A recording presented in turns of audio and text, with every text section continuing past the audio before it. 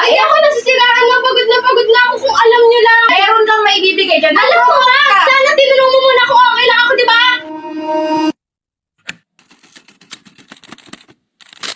Sino ba ang nagsabi na dapat bato ang puso ng lalaki? Bakit kapag sinabing babae, sa bahay lang ang parte? Na laging matatag sa anumang mangyari. Na laging mahina, ano man ang mangyari? Kapag umiyak ka sa harap ng iba, may marinig na hindi yan tama. Normal na makita kang lumuluha dahil likas na hindi mo kaya. Kapag ipinakita'y ikay manghihina, sasabihin masyadong madrama. Kapag sinabi mong hindi mo kaya, pauulanan ka ng maraming kutya. Kapag sinabi mong, gagawin ko yan, pag-iisipan ka pa ng masama. Pero tao rin ako. Bakit ang luhay kailangan itago? Hindi naman ito simbolo ng pagkatalo. Hindi lang basta pagluha ang kayang gawin. Bakit kailangan magbago? At sa iba'y ipakitang malakas ako. Hindi ako palaging mahina. Babaguhin ko ang inyong paniniwala. May limitasyon din ako. Kaya ko ring mapagod at matalo. Malakas ako at kaya kong lumaban. Kaya kong ipagtanggol ang aking sarili. Hindi palaging nakakulong sa bahay. Oo, lalaki ako. Nanghihina, nahihirapan at nasasaktan. Oo, babae ako. Malakas, matapang at madiskarte. Hindi ko to kailangan pagtakpan. Ang makaramdam nito ay hindi kasalanan. Opinyon ng iba'y hindi ko pakikinggan. Kailangan ko itong ipagsigawan. Hindi ko kailangan ipagpilitan ang aking sarili.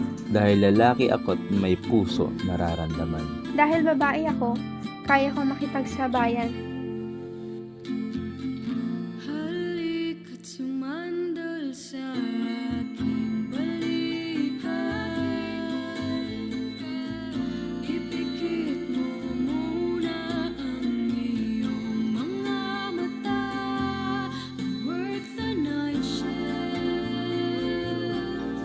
Keep the past from entering your garden. I'll haunt you in the moonlight.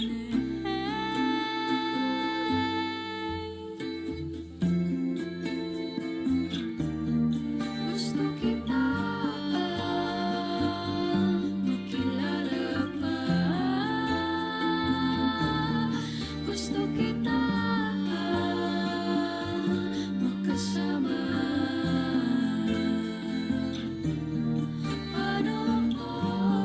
Panoorin natin ang mga hula.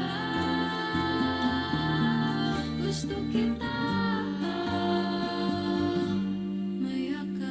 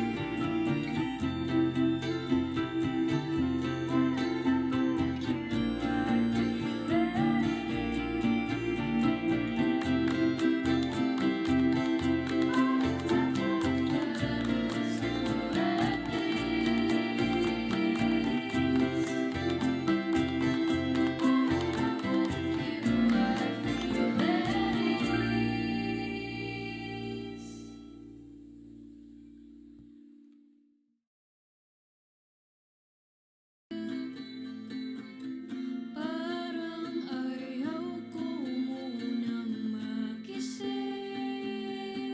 Hindi ko pa. Ay, Salandra! Dito na po ako. Ay, dito na anak ka na po! Anak, pinakuha ka na ng pera dyan na. Hindi, baka ano ko nilay ko sa inyo. Natado si nanay. Sige na, pengi na. Kasi gantiin ko eh. Sige na, huwag ka nang magkalabas dyan. Nasa Salandra, Jay! 49! Galit ka! Pinaramdam na hindi ako nag-iisa. Boy, may ulam na, boy! Wala pa, Diyos ko. Boy, may ulam na, boy! Wala. O, anong ginagawa mo dyan? Email ka ng email. Magsahin ka muna dun! Dali na! Magsahin ka muna dun! Nasaan ko ba talaga? Gusto ko pa.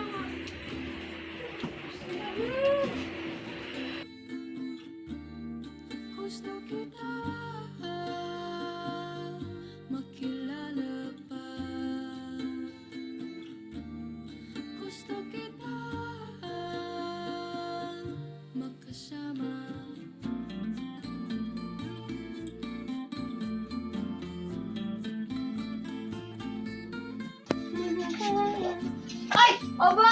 Nagsasaing ka!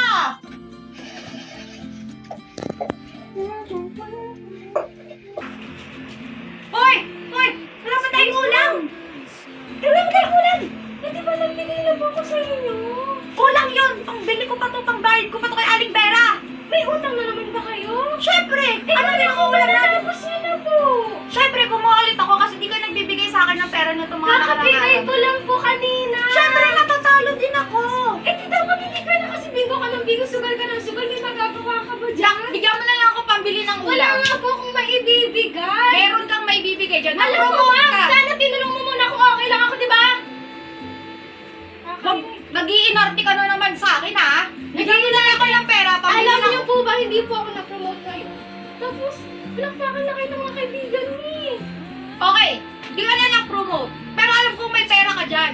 Wala nga akong pera. Kahit anong gawin mo, magkalkagay sa bag ko, wala nga akong pera. Ibigay mo sa akin yung pera, pambili ng ulam. Magugutom tayo dito. Hindi magutom. Okay na yun. Nasisiraan ka na ba ng bayan? Ay, ako nasisiraan na pagod lang ako. Kung alam niyo lang, kung alam niyo lang. Nagtrabaho din naman ako. Nung bata ka pa, ganyan din naman ako sa'yo. Yung bata, Diyos ko! Ayun na naman! Binibigay mo lang naman sa akin yan. Babalik Diyos na naman ko! sa mga panahon. Crazy! Magbibigay ka lang ng pang-ulam. Ang dami mong dinadada. Eh, wala nga po akong ibibigay. Ang kulit niyo eh. Meron yan. Ay, nako. Buti po tong anak ko, marunong magsaing. O, sipag ba yan? Kanina nga, inutusan ko pa yun eh. Kung hindi ko inutusan, hindi yung magsasaing talaga. Uy, kumare, baka pwede mo naman ipasok yung anak kong mga isa. Sino to? Yung ano nitong lalaki. Mars! Hala! Ito yan ako. Tinirinig ko sa'yo. Ikaw na bahala dito sa anak ko, ha? Mars, ha? Kakapi na, ha? Sige na, galingan mo, ha? Para di tayo maging mabigat sa atin mo at dala ng nagang sa bahay. Ingat ka dyan, Mars! Salamat! O, kaya mo ba?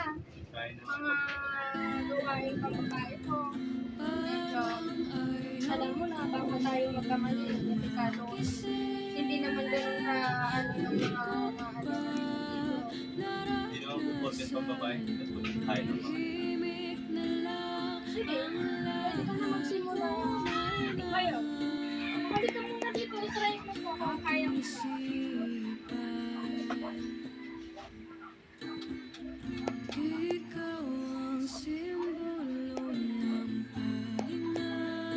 Pwede na to, di ba? Pwede na. Oo, onting practice na lang yan. Halika dito, Iho. Papakilala kita sa ating isa sa mga kliyente ko. Madam, ito na po yung bago kong employee. Magaling yan siya. Ano Isang buwan na siya dito. Ay! Oo. Siya yung gagawa ng buhok mo? Oo. Baka masira yung buhok ko. Gusto ko si Elmerlin. Elmerlin, ikaw Ay, na madam! lang. May ginagawa na ako doon. Kaya niya yan. Magaling yan. Na-train Magaling na ka ba namin. talaga? Guaranteed magaling. Oh, sige, bahala ka. Pag nasira yung buhok ko, bahala ka. Iingatan ko to.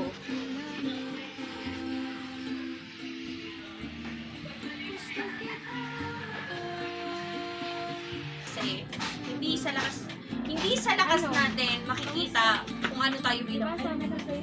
Ano man ang kasarian, hindi ito magiging hadlang sa ating kinabukasan. Wala tayong dapat ipatunayan sa mundo. Kaya nating ipagmalaki ang ating sarili, anuman ang ating lakas, kakayahan at kayang ipahayag sa lahat. Hindi sa kaya nating ipakita mababase kung paano tayo bilang isang tao. Hindi tayo makikilala sa kung paano tayo makita ng iba. Hindi sila magsasabi sa mga bagay na maaari nating gawin. Kaya nating patunayan ang ating sarili nang hindi iniintindi ang kanilang gustong sabihin. Ang kasarian natin ay hindi tayo dapat nadiktahan sa kung ano ang kaya nating gawin. Mararapat na tayo ay pantay-pantay, tuklasin ang mundo ng sabay-sabay. Iwanan ng mga bagay na maaaring makasama sa ating pagkakakilanlan.